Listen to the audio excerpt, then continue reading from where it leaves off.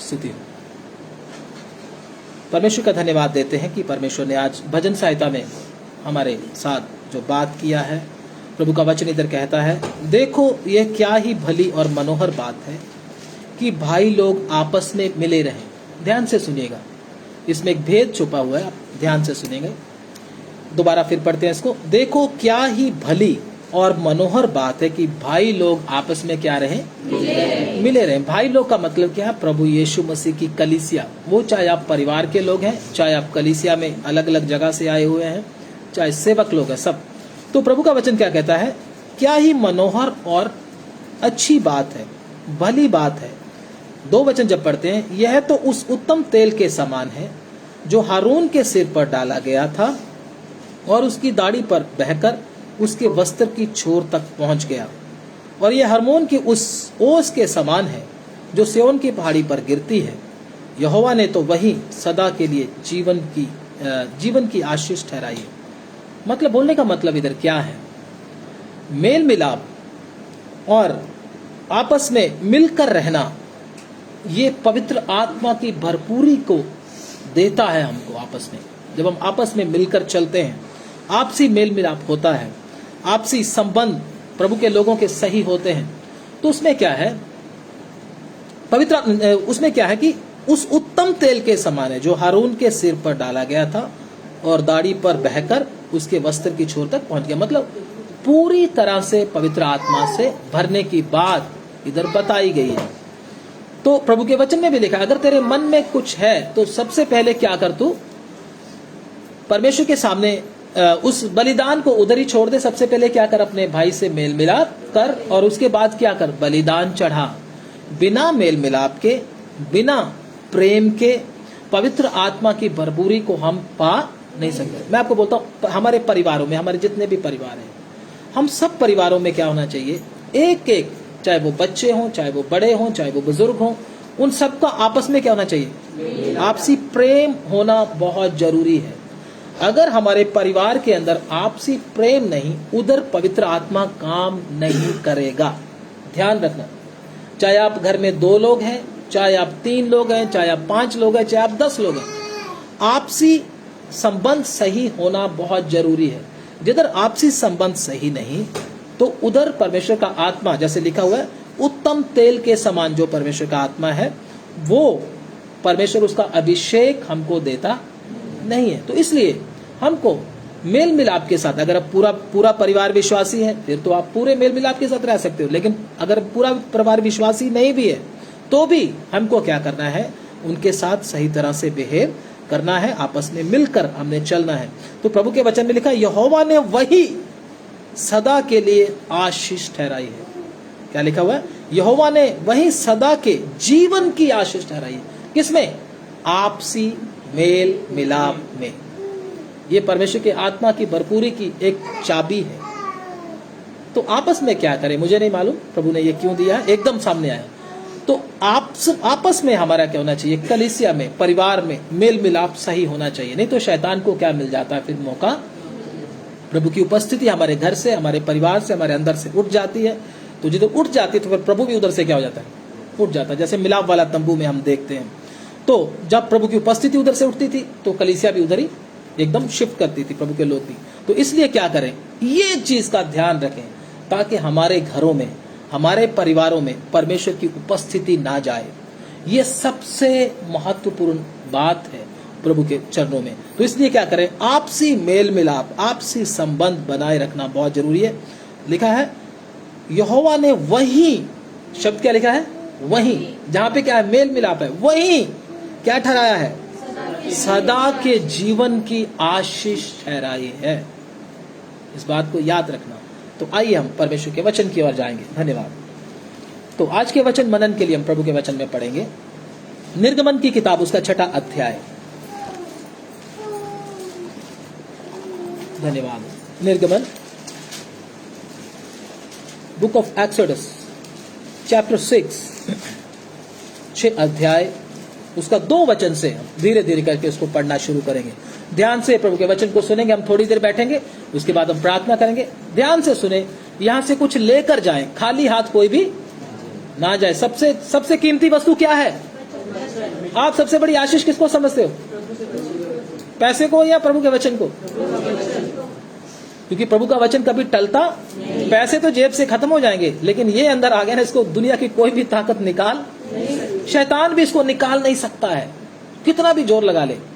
ये अंदर लेकर जाएं, फिर आप धन्य हैं, फिर आप आशीषित हैं। अगर ये नहीं, जेब में पैसे हैं, तो फिर आप कुछ भी, दुनिया में सबसे दुर्भाग्य फिर आपका ही है। इसलिए क्या करें, प्रभु के चरणों में परमेश्वर के वचन को लेकर जाएं। जब वो आपके अंदर आ गया तो वो मरी हुई चीज नहीं है, वो क्या करता है? काम करता है। क्या करता है? काम करता है। जब एक बीज आप जमीन में डाल देते, वो क्या करता है? उगता है ना। उगकर क्या लेकर आता है? दूसरों को फायदा मिलता है या नहीं मिलता? नहीं मिलता, मिलता है ना। उग जाता है, दूसरे उसकी छाया में बैठते हैं, उसको फल मिलते हैं, उसको लकड़ी मिलती है, उसको ऑक्सीजन मिलता है। मिलता है कि नहीं मिलता? कितना कुछ। हाँ, तो प्रभु का वचन कहता है धर्मी जन पेड़ के समान है। समझे ना बात को? तो इसलिए हम परमेश्वर की हजूरी में बड़े ध्यान से बैठें, वचन को अपने हृदय में आने दें। हृदय क्या है? जमीन। असल में हमारी जमीन क्या है? हमारा दिल। वचन को यहां ना आने दें। बहुत लोगों के 80% लोगों के वचन कहां जाता है?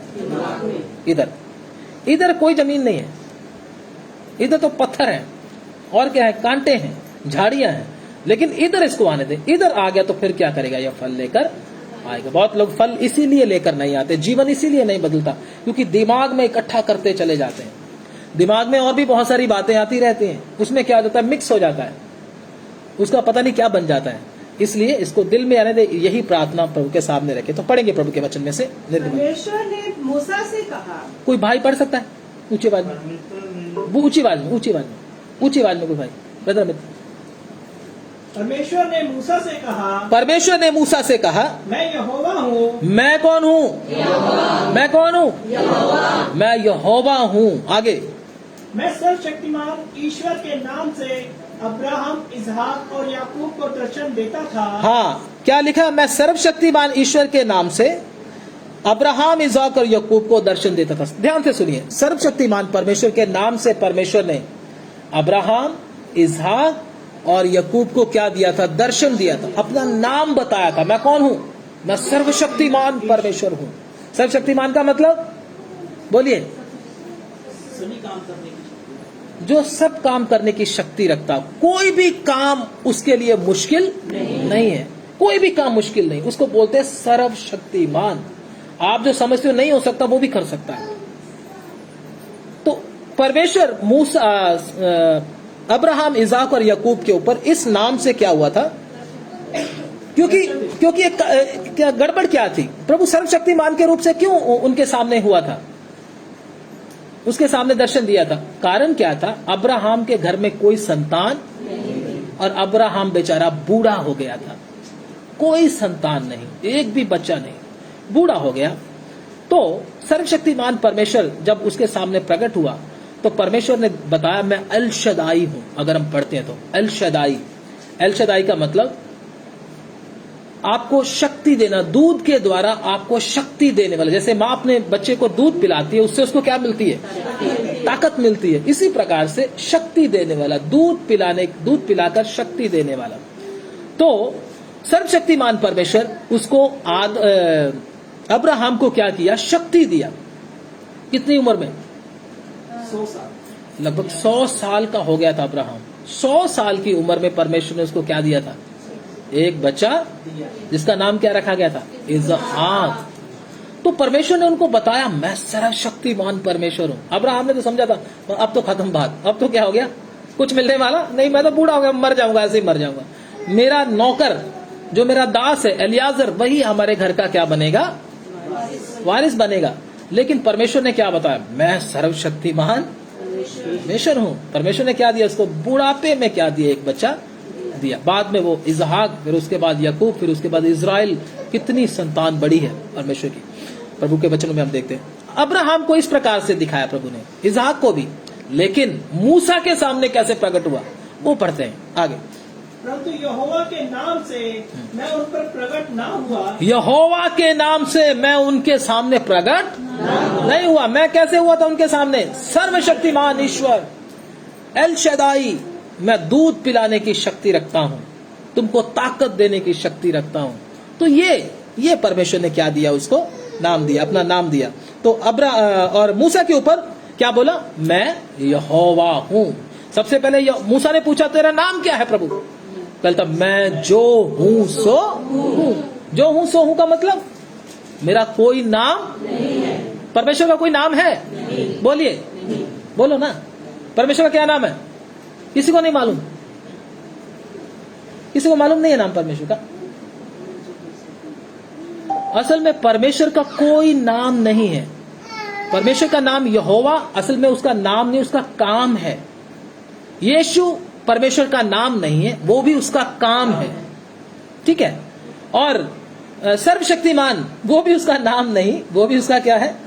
जितने बाइबल में नाम दिए गए हैं असल में वो परमेश्वर का नाम नहीं, वो परमेश्वर का काम है।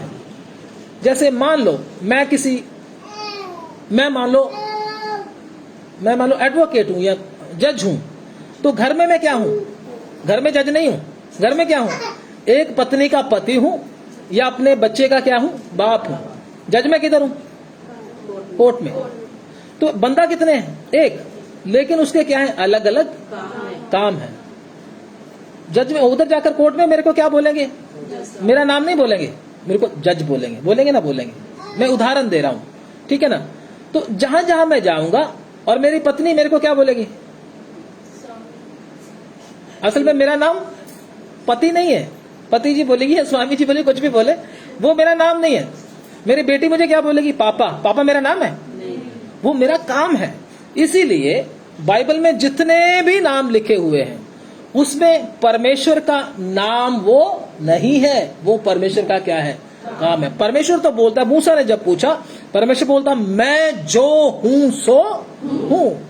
मतलब नाम किसका होता है? हमारे जैसे लोगों का, क्योंकि हमारे जैसे और भी हैं, ठीक है ना। किसी का नाम सूरज है, किसी का नाम क्या है? रोहित है, कोई संदीप है, कोई अमित है, अलग अलग नाम वाले बैठे हुए हैं, है ना।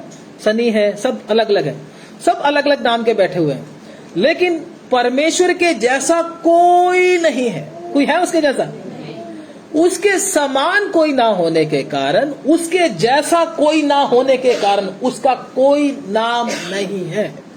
बाकियों के नाम क्यों हैं? क्योंकि उनके जैसे और भी हैं, उनकी जैसी ताकत वाले और भी हैं, उनके सामने खड़े होने वाले और भी हैं। लेकिन परमेश्वर के सामने खड़े होने वाला कोई नहीं, उसके सामने खड़े होने की किसी को ताकत नहीं, इसलिए उसका कोई नाम नहीं है। सबके नाम है ना, जिन जिन के नाम है ना, उनके जैसे और लोग होने के कारण और देवता होने के कारण क्या है? उनका नाम रखा गया है उनकी पहचान के लिए। लेकिन परमेश्वर के बराबर में कोई नहीं, इसलिए परमेश्वर मूसा को बोलता हूं मैं जो हूं सो हूं। नाम बताने की जरूरत नहीं। मैं पहले भी बहुत बार उदाहरण दे चुका हूं। आपका पति आधी रात को आए घर में, 2 बजे रात को दरवाजा खटखटाए, तो आप बोलोगे कौन है? तो आप क्या बोलो? वो क्या बोलेगा? क्या बोलेगा?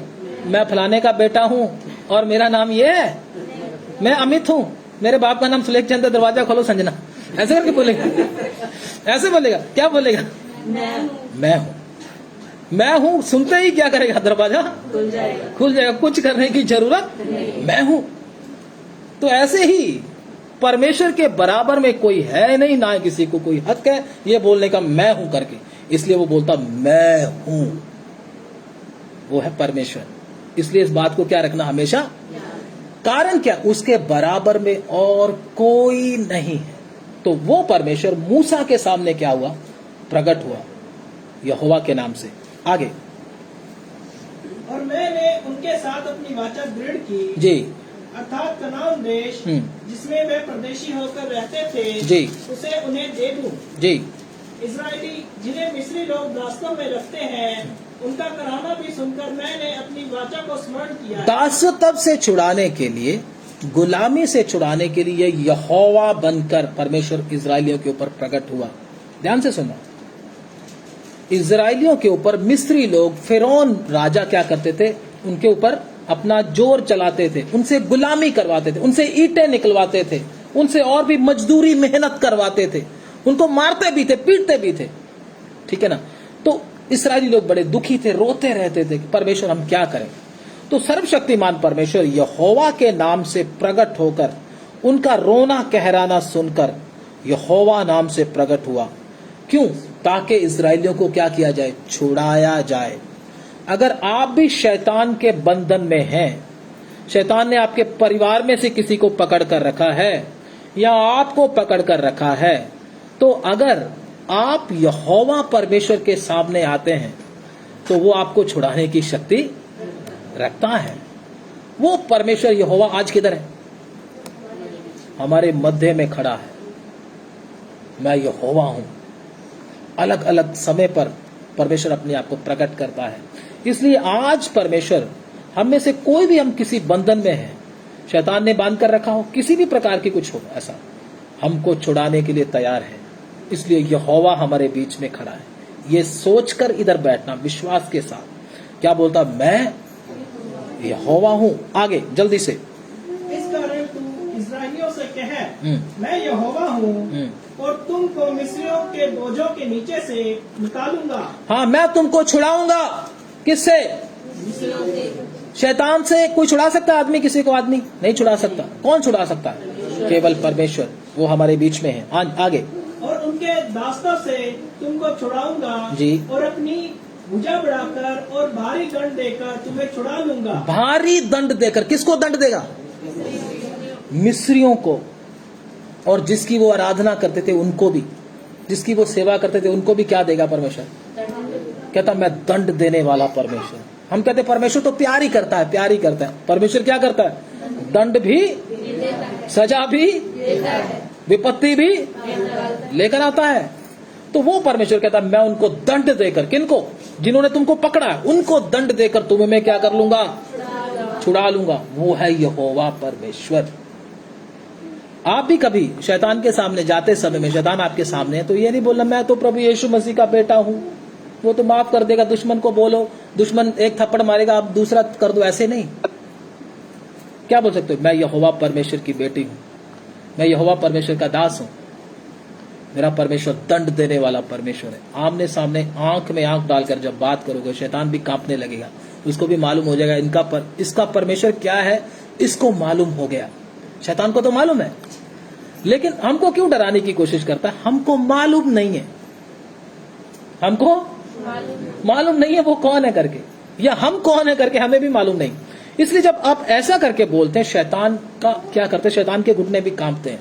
वो कहता है इसको मालूम हो गया, अब मेरी खैर नहीं है। तो यहोवा परमेश्वर दुश्मन को दंड देकर हमको छुड़ाने वाला परमेश्वर है। मिस्रियों के ऊपर कितने दंड डाले उसने? 10 विपत्तियां। 10 विपत्तियां डालकर मिस्री लोगों से किनको आजाद कराया? अपने लोगों को, इस्राएलियों को। ये इतिहास है। इतिहास हमको क्यों दिया गया? क्योंकि परमेश्वर ये काम करता है। आज भी करता है या पहले ही करता था? परमेश्वर का काम खत्म तो नहीं हो गया? आज भी क्या करता है वो काम? असल में फिरौन कौन है? शैतान है। आत्मिक तौर पर देखा जाए तो मिस्र के लोग क्या है? उसकी सेना है। तो वो क्या करता है? हमको गुलाम बनाने की कोशिश करता है। और उसकी गुलामी से हमको कौन छुड़ा सकता है? यहोवा परमेश्वर आज भी विद्यमान है हमारे मध्य में। वो हमको छुड़ाने की शक्ति रखता है। कहता मैं भारी दंड देकर उसको छुड़ाऊंगा। आगे पढ़े। और मैं तुमको अपनी प्रजा बनाने के लिए अपना लूंगा। मैं तुमको अपनी प्रजा बनाने के लिए अपना लूंगा। और मैं तुम्हारा परमेश्वर ठहरूंगा। मैं तुम्हारा परमेश्वर ठहरूंगा। और तुम जान लोगे कि मैं तुम्हारा परमेश्वर यहोवा हूँ। तुम जान लोगे कि मैं तुम्हारा परमेश्वर यहोवा हूँ। हाँ। जो तुम्हें मिस्रियों के बोझों के नीचे से निकाल ले आया। जो तुम्हें मिस्रियों के बोझों से निकाल ले आया। सबसे बड़ी विपत्ति परमेश्वर ने मिस्रियों के ऊपर क्या डाली थी मालूम है आपको? सबसे बड़ी विपत्ति पहलौठों का मारा जाना। सर्वशक्तिमान परमेश्वर ने बोला था इस्राएलियों को, लेकिन उसकी आज्ञा मानना जरूरी था। सब इधर ध्यान दें, क्या जरूरी था? परमेश्वर ने बोला था सब लोग मेमने का लहू किधर लगाएं? अपने चुगाटों के ऊपर, उसके अलंगों पर ऊपर लगाएं। लगाकर क्या करना है? अंदर रहना है। किधर रहना? रात के समय में मौत का दूत आएगा। कौन आएगा? मौत का दूत आएगा। उसके साथ मैं भी आऊंगा। मैं मौत के दूत को उस घर में घुसने नहीं दूंगा। जिन्होंने बाहर क्या लगाया है, बकरे का लहू, मेमने का लहू लगाया। असल में मेमने का लहू किसको बताता है? प्रभु यीशु मसीह के बहाए हुए लहू को बताता है आत्मिक तौर पर। हमको लहू लगाने की जरूरत नहीं है। हमारे लिए किसने लहू बहा दिया? प्रभु। वो इजरायलियों को बोला गया था, लेकिन क्या है, परमेश्वर ने बोला जो लहू लगाएगा वो बचाया जाएगा। सिर्फ लहू लगाना ही काफी नहीं, आपको उस कमरे के अंदर भी रहना पड़ेगा, कोई बाहर वो बाहर रहने का, अंदर रहने का मतलब क्या है? परमेश्वर के वचन के दायरे में रहना है। दोबारा फिर बोलता हूं, परमेश्वर के वचन के दायरे में रहना है। अगर तुम परमेश्वर के वचन के दायरे से बाहर गए, फिर लहू भी काम नहीं करेगा। याद रखना इस बात को। लहू काम कब करेगा? अगर आप अंदर रहे तो। आज भी शैतान हमको छू नहीं पाता, क्योंकि हमारे ऊपर क्या लगा हुआ है? यीशु मसीह का लहू लगा हुआ है। लेकिन हम यीशु मसीह का लहू हमारे ऊपर लगा हुआ है, हम फिर भी किधर जाएं? वचन से बाहर जाएं, पाप करते रहें, तो फिर लहू काम करेगा?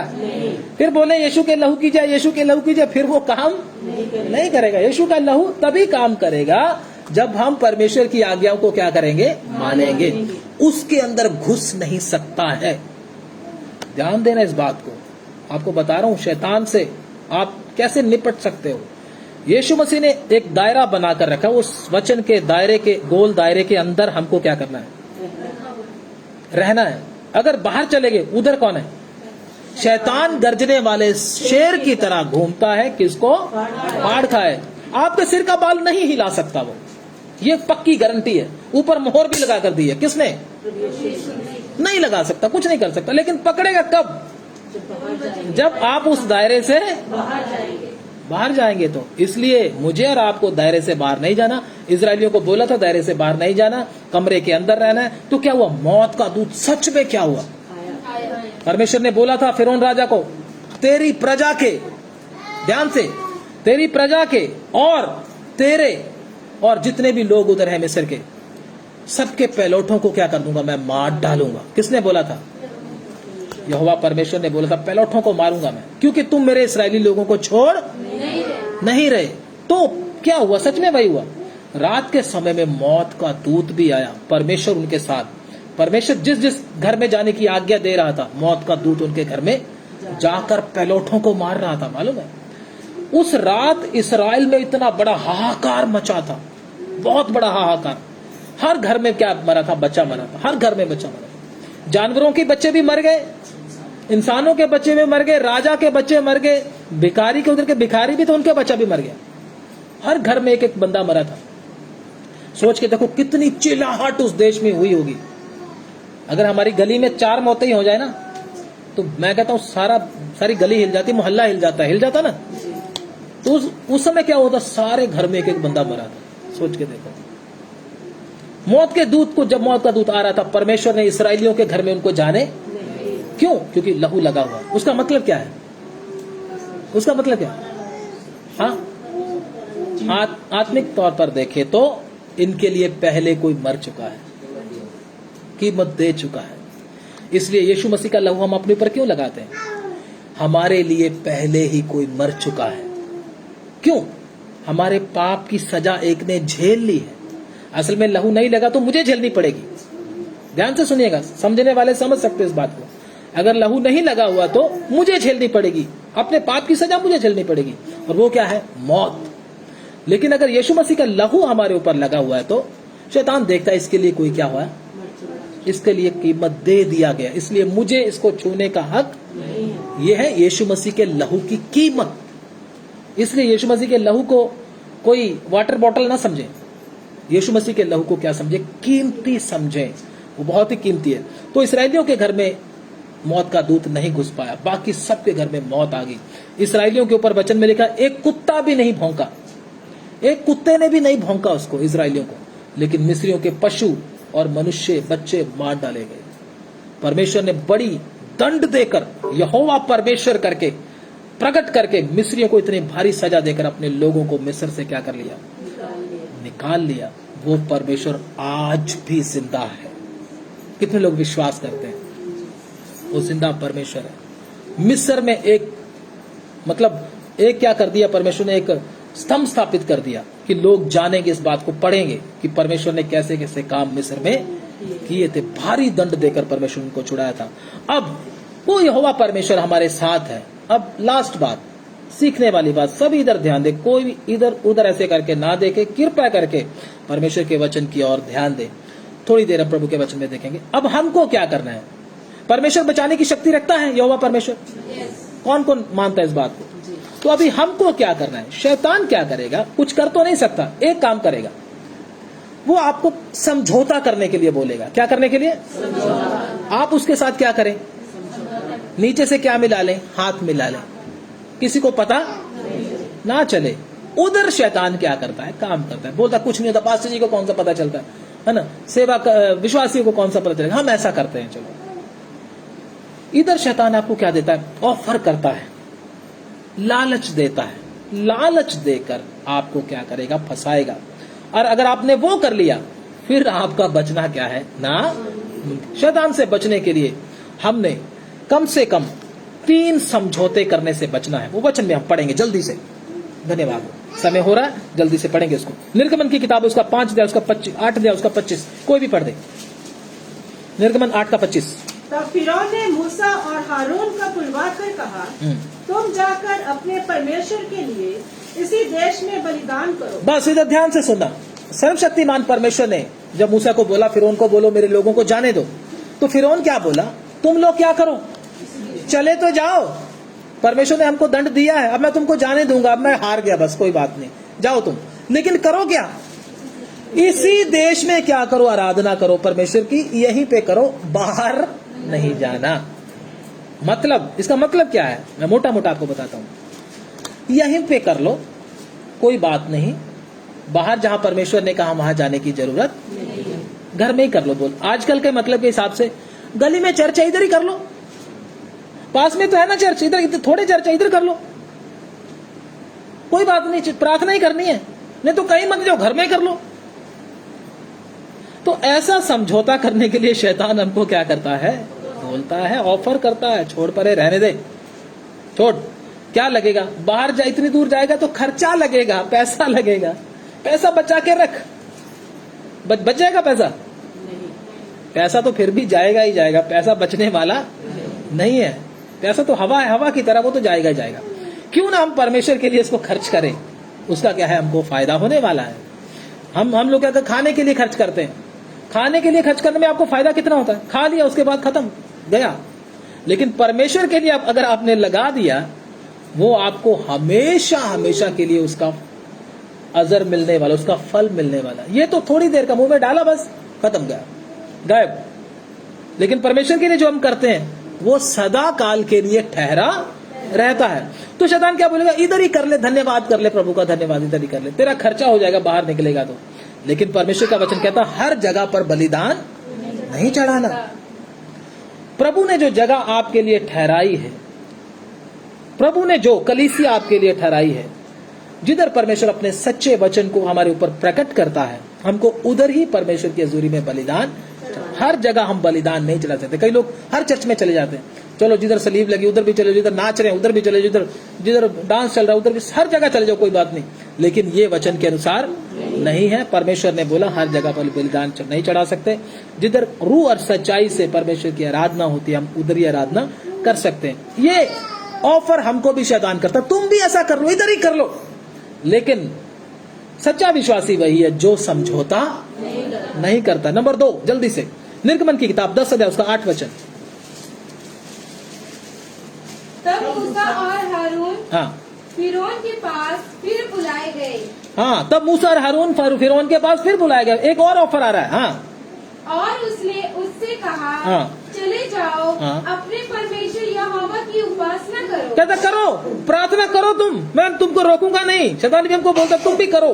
शैतान हमको कई बार प्रार्थना आराधना करने के लिए नहीं रोकता है, लेकिन क्या कहता है? जैसे मैं कहता हूँ वैसे करो। क्या बोला? हाँ, करो तुम। हाँ, परंतु वे जो जाने वाले हैं, हाँ, कौन कौन है? हाँ, मूसा ने कहा, हम तो बेटों बेटियों भेड़ बकरियों गाय बैलों समेत वरन बच्चों से बूढ़ों तक सब के सब जाएंगे, क्योंकि हमें यहोवा के लिए पर्व करना है। उसने इस प्रकार उनसे कहा, यहोवा तुम्हारे संग रहे, यदि मैं तुम्हारे बच्चों समेत जाने देता हूँ, देखो तुम्हारे मन में बुराई है। इधर आती है बात, ध्यान से सुनना। इधर फिरौन क्या बोल रहा है? बच्चों को मत जाने दो। क्या करो? बच्चों को घर में रहने दो, तुम जाओ, मैं तुमको रोकने वाला नहीं। ऐसे शैतान हमको भी बोलता कि नहीं बोलता? चलो बच्चों को रहने दो, कोई बात नहीं, उसको छोड़ दो इधर ही, लेकिन तुम जाओ करो। बहुत बार बोलता है शैतान हमको, लेकिन हमने समझौता नहीं करना। क्या बोलना है? मैं भी जाऊंगा प्रभु की आराधना में, बच्चे भी जाएंगे, हम सब प्रभु की आराधना के लिए जाएंगे, हम सब प्रभु की सेवा करेंगे। ये परमेश्वर हमारे अंदर देखता है और शैतान हमको ये ऑफर करता है, तुम ये करो। अगर हम ऐसी बात मान ले तो फिर किसकी बात मान ली? शैतान की बात मान। जब शैतान की बात मान ली फिर हम क्या हो जाते हैं? उसके गुलाम हो जाते हैं। यीशु मसीह को बता, एक बार क्या कर दे? झुककर मुझे एक बार झुककर प्रणाम करने का मतलब मेरी एक बार बात मान जा, एक बार मान जा। उधर शैतान खेल खेलता फिर अपना। मेरी बात समझ में आ रही है सबको? उधर शैतान फिर चुपके से सांप की तरह आता है। सांप जब आता है कभी आवाज नहीं करता, बड़े आराम से आता है, पता भी नहीं चलता कब घर में आकर बैठ गए। ऐसे शैतान भी क्या करता? पहले हमको अपनी बात मानने के लिए बोलेगा लालच के साथ, बच्चों को छोड़ दो, बुजुर्गों को छोड़ दो, मम्मी को छोड़ दो, पापा को छोड़ दो। तो फिर मैं क्या करूंगा? अपना काम शुरू। बहुत ही शातिर खिलाड़ी है वो, इसलिए आप समझे इस बात को। बच्चों को छोड़ दो, लेकिन मूसा क्या बोल रहा है? पढ़ो। नहीं, ऐसा नहीं होने पाएगा। नहीं, ऐसा नहीं होने पाएगा। तुम पुरुष ही जाकर यहोवा की उपासना करो। हाँ, क्या करो? दूसरी बात क्या? बहनों को छोड़ दो। पहले बच्चों को छोड़ दो, अब क्या कर दो? चल बंदे बंदे जाया करो प्रार्थना, औरतों को लेकर बंदे बंदे जाओ। ऐसे भी शैतान बोलता है। कई बार बोलता औरतों को भेज दो, बंदों को घर में रहने दो। बड़ा शातिर है। फिर हम लोग उसकी बात मानेंगे? कभी नहीं। हम लोग उनकी बात कभी भी, ये समझौता करने के लिए बोलता है, हमला करने से पहले। क्या करने से पहले? इसलिए शैतान की युक्तियों से अनजान ना रहे। हमला करने से पहले वो इसको हल्की सी बात, बच्चों को छोड़ दो ताकि उसके ऊपर मैं क्या करूं? हमला करूं। औरतों को छोड़ दो ताकि उनके ऊपर मैं क्या करूं? भाइयों को घर में छोड़ दो ताकि उनके ऊपर मैं क्या करूं? ये चालाकी उसकी। ध्यान देना, हमेशा याद रखना। आगे पढ़े। तुम यही तो चाहते थे। हाँ, निर्गमन 10 का 24 से लेकर 27 तक। तब फिरौन ने हाँ। मूसा को बुलवा कर कहा, हाँ। तुम लोग जाओ, यहोवा की उपासना करो, अपने बालकों को भी संग ले जाओ। अब कहता बच्चों को ले जाओ बच्चों को, कोई बात नहीं, जब नहीं माने तो। हाँ, केवल अपनी भेड़ बकरी और गाय बैल को छोड़ जाओ। हाँ। मूसा ने कहा, तुमको हमारे साथ मेल बलि और होम बलि के पशु भी देने पड़ेंगे, हाँ। जिन्हें हम अपने परमेश्वर यहोवा के लिए चढ़ाएं। हाँ, अब क्या कर रहा है? अब क्या बोल रहा है? बच्चों को ले जाओ, औरतों को भी ले जाओ। अब क्या कर दो? पशुओं को तो छोड़ जाओ, कुछ तो छोड़ जाओ मेरे लिए। लेकिन मूसा क्या बोलता है? हम कुछ भी इधर छोड़ेंगे, हम सब प्रभु की आराधना क्या करने के लिए क्या करेंगे? जाएंगे। पशु क्या है? पशु क्या है? असल में इजराइलियों का धन है, उनका सब कुछ है। तो वो क्या कहते हैं? हम कुछ भी तेरे को देने वाले नहीं। हमारा सब किसका है? परमेश्वर का है। हमारे बच्चे परमेश्वर के, हमारे बड़े परमेश्वर के, हमारी औरतें परमेश्वर की, हमारे आदमी परमेश्वर के, हमारे पशु, हमारा पूरा धन किसका है? परमेश्वर। हम तुझे कुछ भी देने वाले नहीं हैं। इसलिए गाना नहीं गाते, तन मन और धन उसे दो, अपने यीशु को सब कुछ दो, क्योंकि उसी के द्वारा उधार पाना है, जीती आत्मा का दान उसे दो, तन मन और धन उसे दो। एक लास्ट वचन पढ़ के प्रार्थना करेंगे। यहोशू की किताब, उसका 24 अध्याय, उसका 15 वचन लास्ट पढ़कर फिर प्रार्थना करेंगे, समाप्त करेंगे। धन्यवाद। 24 का 15, यहोशू 24 का 15, कोई भी पढ़ दे।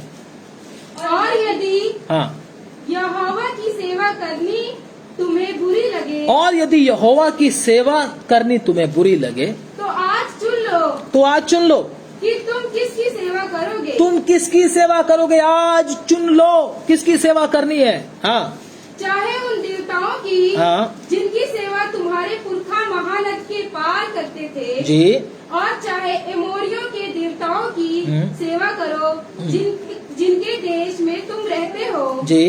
परंतु मैं तो अपने घराने समेत यहोवा ही की सेवा नित्य करूंगा। आमीन।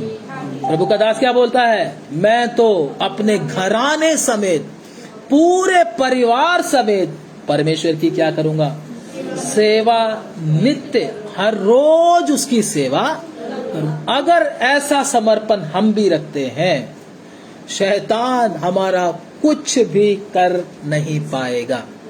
इजराइलियों ने ऐसा किया, परमेश्वर इजराइल मिस्रियों को दंड देकर, फिरौन को दंड देकर इजराइलियों को मिस्र से बाहर निकाल कर ले गया। नहीं तो मिस्र से निकलना इजराइलियों के बस की बात। इतने क्रूर लोग थे वो, इतने खतरनाक लोग थे वो। परमेश्वर इनकी आज्ञाओं को, परमेश्वर की आज्ञाओं को जब इन्होंने माना, परमेश्वर की आज्ञा को मानने के लिए तैयार हो गए, परमेश्वर ने अपनी बलवंत भुजा बढ़ाकर इनको उधर से छुड़ा लिया। आप भी अगर परमेश्वर की आज्ञाओं को मानते हैं, शैतान से छुड़ाना, शैतान को सिर को कुचल देना या आपसे कुचलवा देना काम किसका है, परमेश्वर का। आपने सिर्फ क्या करना है, मुझे समझौता नहीं करना है किसी भी कीमत पर, चाहे कुछ भी हो जाए। यहोवा परमेश्वर आपके साथ खड़ा रहेगा। आमीन आमीन। प्रार्थना करें। हालेलुया। धन्यवाद। इजराइलियों ने ऐसा किया, सर्वशक्तिमान परमेश्वर उनके साथ खड़ा रहा, बलवंत भुजा बढ़ाकर मिस्र के जबड़ों से निकालकर इजराइलियों को ले गया। अगर मैं और आप भी परमेश्वर की सेवा नित्य अपने पूरे घराने समेत करेंगे तो कौन सा शैतान हमको छू सकता है। Hallelujah hallelujah. कोई समझौता ना करे उसके साथ, कोई समझौता नाम का सवाल ही पैदा नहीं होता।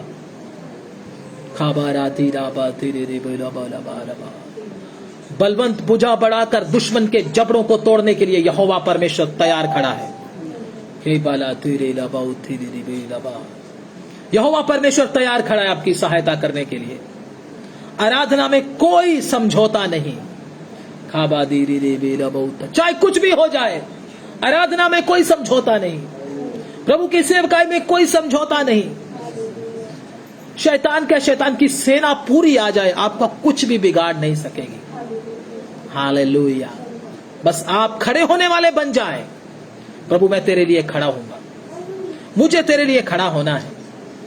शांदला रबा रबा। स्वर्ग की सारी सेना आपके लिए तैयार है।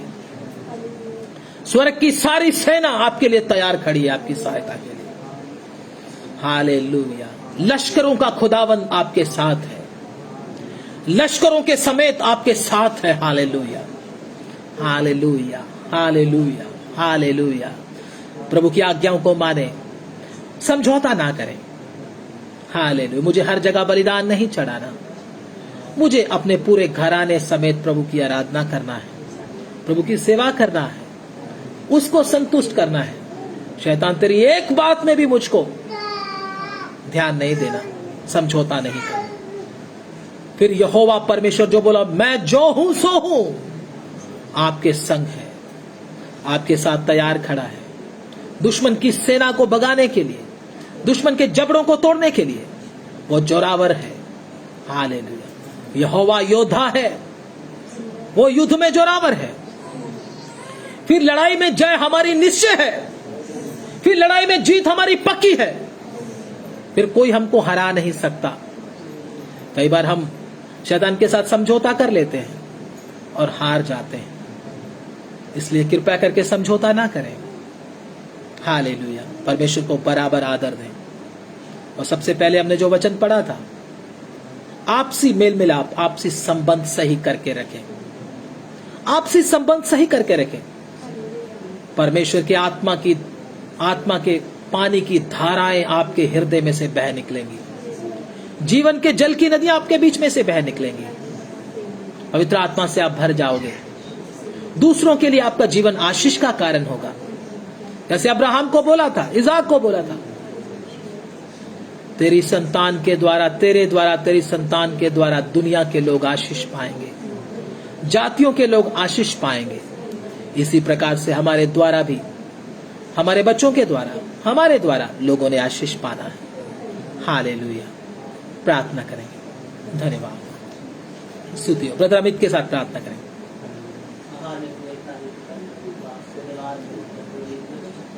हालेलुया। जो आपने प्रभु हम सबको दिया है वचन के अनुसार प्रभु हमारा जीवन बन जाए। हालेलुया। और ये वचन प्रभु हम सबके हृदय की लिखा जाए। धन्यवाद। प्रभु आपने अपने वचन के द्वारा खोलकर बताया है कि शैतान किस तरह प्रलोभन देता है, हालेलुया। किस प्रकार वो समझौता करने के लिए प्रलोभन देता है। यस। हालेलुया। प्रभु आपके वचन ने हम सब खोलकर देख दिया है कि शैतान के किसी भी प्रलोभन में हम में से कोई भी जन फंसने ना पाए। धन्यवाद। उसकी युक्तियों से अनजान ना रहे पिता। हालेलुया। उसकी युक्तियों पर जयवंत होने के लिए प्रभु आपने अपना वचन प्रभु हम सब पर प्रकट किया है पिता। हालेलुया। ये वचन प्रभु हर एक के हृदयों में बसे पिता परमेश्वर, और इस वचन के अनुसार प्रभु 100 गुना फल लाने वाले बन जाए पिता। हालेलुया। ताकि पिता परमेश्वर शैतान को आगे से कोई भी मौका ना मिलने पाए। हालेलुया। शैतान किस प्रकार परिवारों में झगड़ा मचाता है पिता। हालेलुया। मेल मिलाप को खत्म करना चाहता है पिता। हालेलुया। हमने प्रत्येक जन में प्रभु हम सभी में भाई बहनों में पिता मेल मिलाप बना रहे, हालेलुया। ताकि आपकी उपस्थिति हम सब में बनी रहे। Yes Lord. और हालेलुया। प्रभु आपका आत्मा हमें सब में पिता परमेश्वर खारे करे। धन्यवाद। और प्रत्येक जन आत्मिक बढ़ोतरी पाता जाए। धन्यवाद। अपने दास को भी अपने दास हाथों में लेकर इस्तेमाल करो। धन्यवाद। परमेश्वर अभिषेक और सामर्थ्य देकर प्रभु इस्तेमाल करो। Yes Lord. हालेलुया। यीशु मसीह के नाम से इस प्रार्थना को मांगते हैं। आमीन। आमीन। अब हमारे खुदावंद यीशु मसीह का फजल, पिता परमेश्वर का प्रेम, पवित्र आत्मा की सबात और संगति इस जुन के साथ, तमाम प्रभु के संतों के साथ हमारे खुदावंद यीशु मसीह की आमद तक होता रहे। आमीन। आमीन। सबको जय मसीह की। प्रभु आप सबको बहुत बहुत आशीष दें। God bless you all. धन्यवाद।